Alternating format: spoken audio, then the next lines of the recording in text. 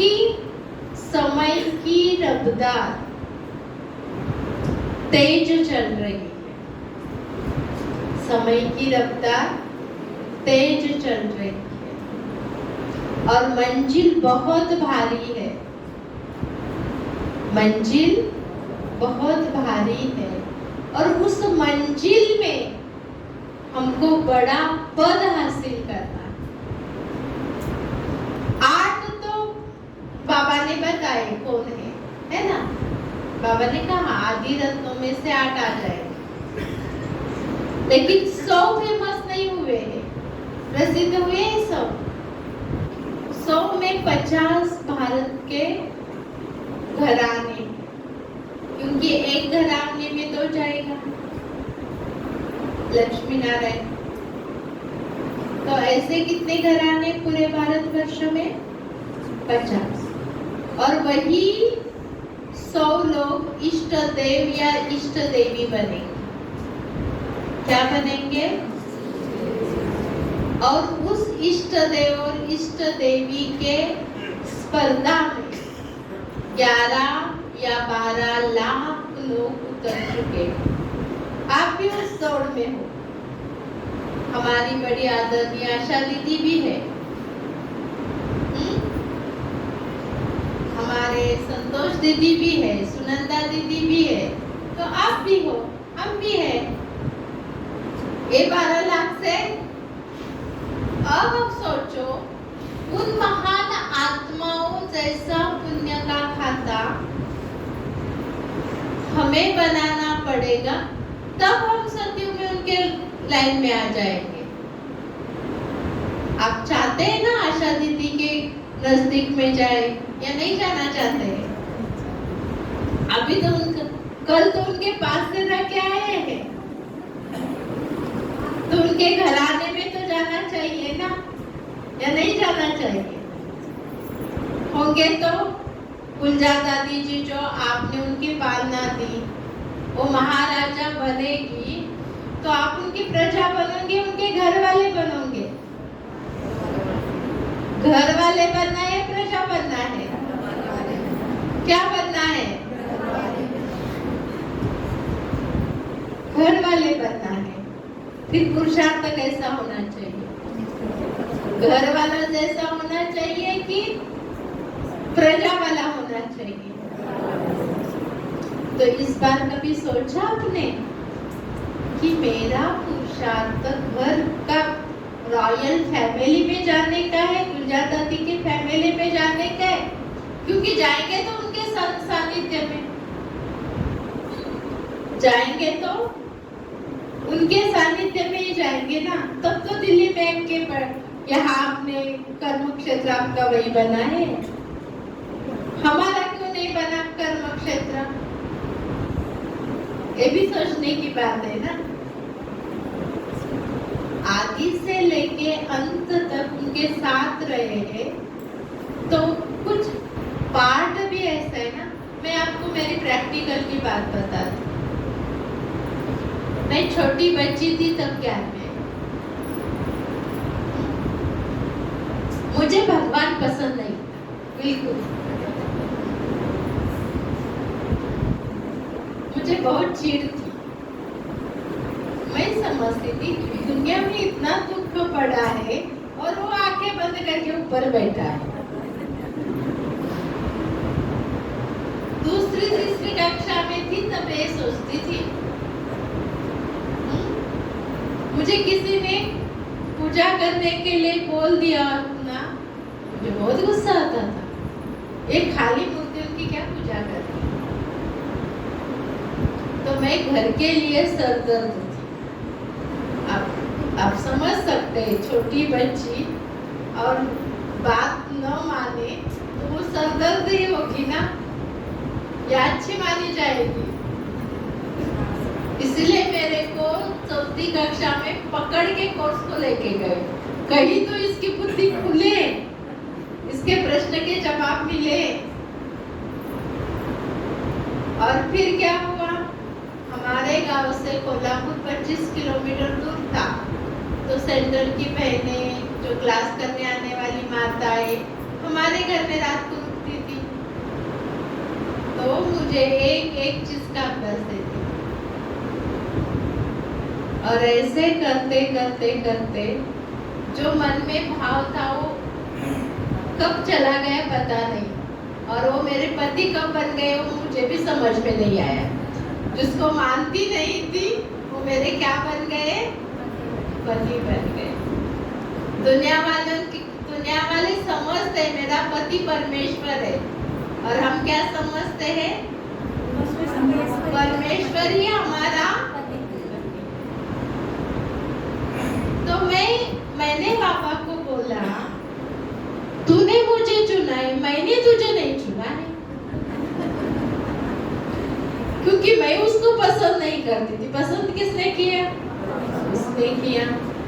तो जिस वजह से तूने मुझे पसंद किया है ना, उस वजह के लिए मुझे यूज करना है, इधर उधर के लिए यूज नहीं करना। क्या नहीं करना, इधर उधर की बातों के लिए मुझे यूज नहीं करना है। क्योंकि हम संस्कृति में मटके भी छोटे छोटे लाते हैं ना, उसका कुछ उपयोग होता है क्या, तो अभी हम ठक ठक करके देखते हैं, अच्छा पक्का है या 10 बार देखेंगे, अच्छा है या बुरा है। लेना तो 5 रुपए का ही है। तो भगवान ने हमको चुना है, ठक ठक ठक करके चुना है, तो ऐसा ही चुना होगा क्या? बुद्धिमानों के बुद्धिमाना ने चुना है, तो ऐसा ही चुना होगा क्या? सोचा कभी? आपको चुना है, दिल्ली राजधानी में चुना है, तो कैसे चुना है?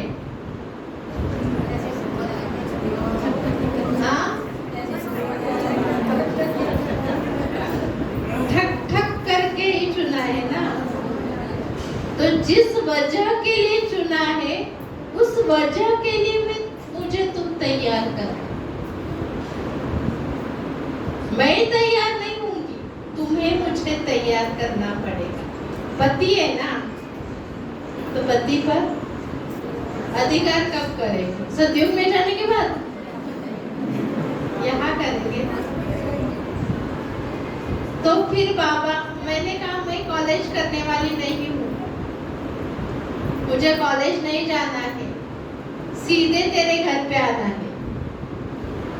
देखती हूँ 10वीं कक्षा के बाद मैं कॉलेज को नहीं जाने वाली, तुझे क्या करना है करो। कोडोली में तो बिल्कुल नहीं जाने वाली, मेरे गांव का नाम है, तो वहां तो बिल्कुल नहीं जाने वाली।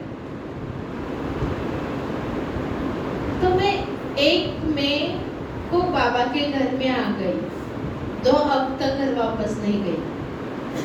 मतलब छुट्टी के लिए जाते थे, लेकिन बाबा ने जब सेंटर पर आए, तब से मेरा बगीचा में ट्रेनिंग देना चालू कर दिया। योगी खेती का ट्रेनिंग 91 से मेरा ट्रेनिंग चालू हो गया। प्रोजेक्ट कब निकला?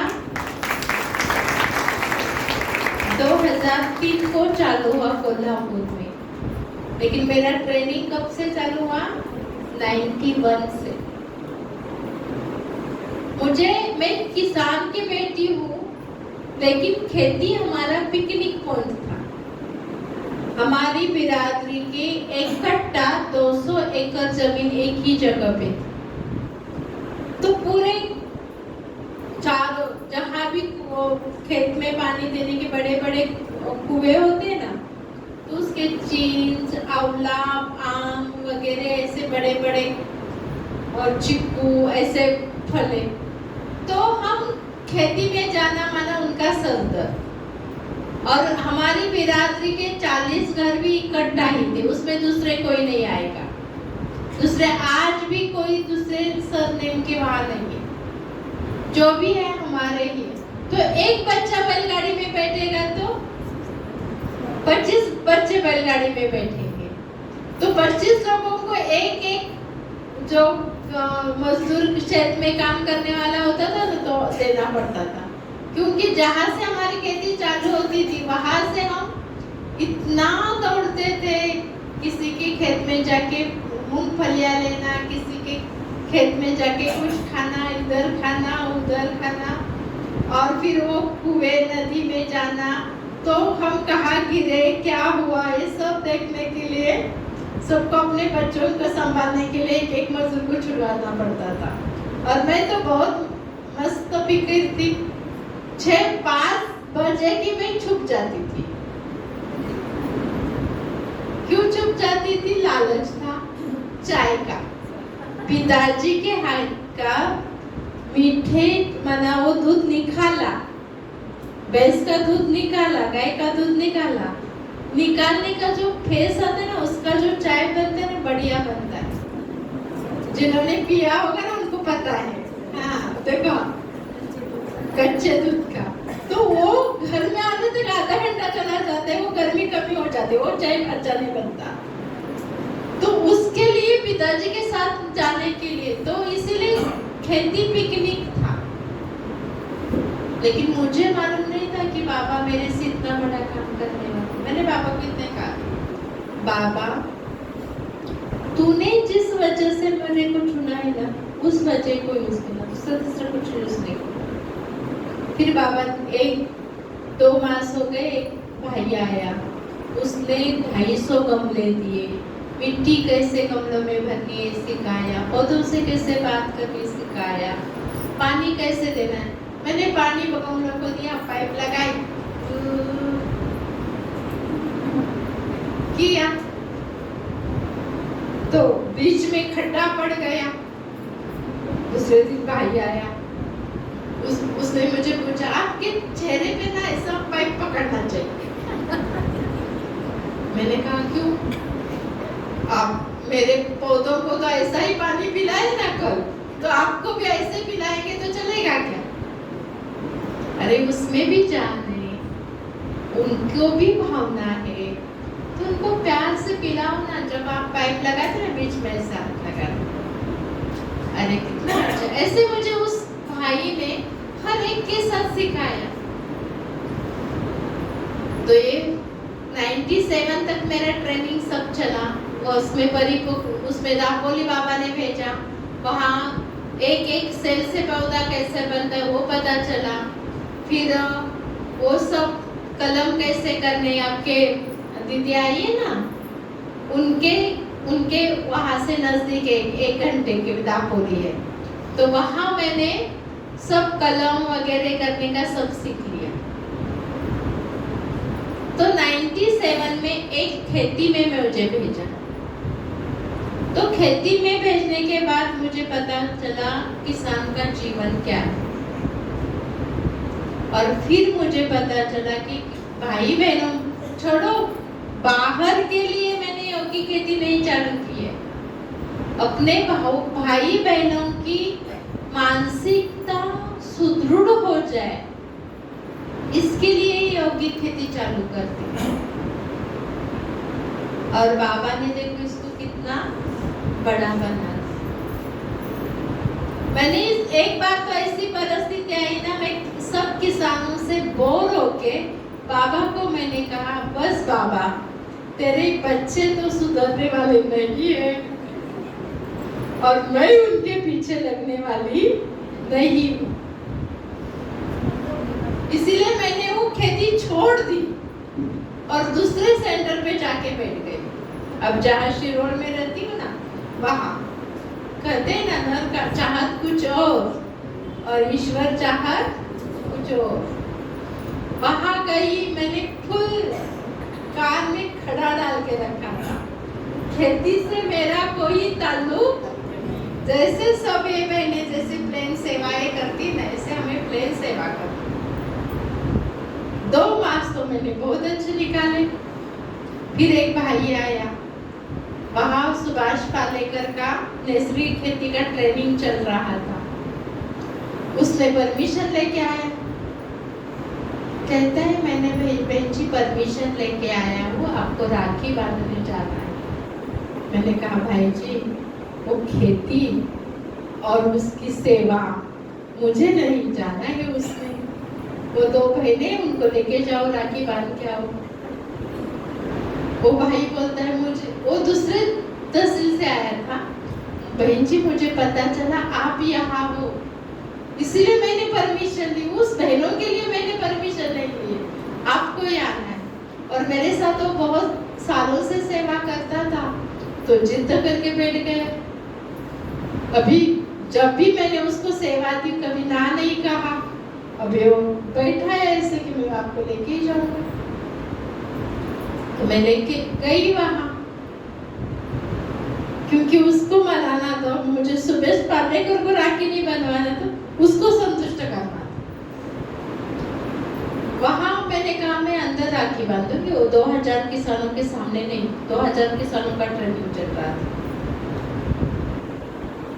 वहां सुभाष पालेकर ने कहा कि मुझे बाबा का परिचय देना है। अभी वो एंटी है अपने में, और मुझे बाबा का परिचय देना है सबको, तो आप मुझे स्टेज पर राखी बांधो। वो तो वो तो VIP, उसको मैं कैसे ना कह सकती हूँ।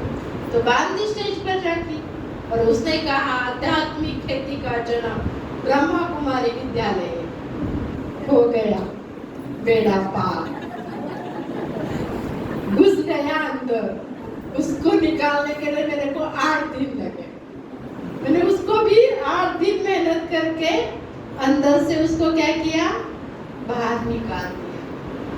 फिर उसने एक मुझे किताब दी, क्या दी थी, नैसर्गिक खेती की किताब दी थी। 2 मास के बाद क्या हुआ, मैं ऐसे ही बैठी थी, मैंने कहा देख तू क्या किताब दी है, पता तो चले, फिर कभी मिलेगा तो कहेगा दीदी आपने किताब पढ़ी, तो उसमें क्या है, देखने में क्या होता है। तो मैंने किताब, जैसे हम अब कुछ समस्या आती है तो अव्यक्तवाणी ऐसे खोलते हैं ना, तो ऐसी किताब ने ऐसे खुला तो बड़े अक्षरों में लिखा था आत्मा और परमात्मा का मिलन हो जाता है, तब जो वाइब्रेशंस बाहर निकलती है उससे संपूर्ण प्रकृति चार्ज हो जाती है, वनस्पतियां चार्ज हो जाती है, उसको ही आध्यात्मिक खेती कहा जाता है। अब पेड़ा पूरा ही गल गया,